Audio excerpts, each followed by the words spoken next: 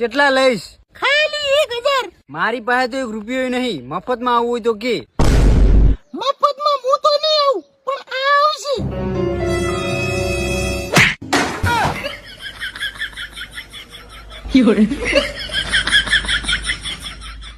ભાઈ 1000 રૂપિયા ઉછીને હાલ ને. મને ખબર છે તારે 1000 રૂપિયા શું કરવા છે.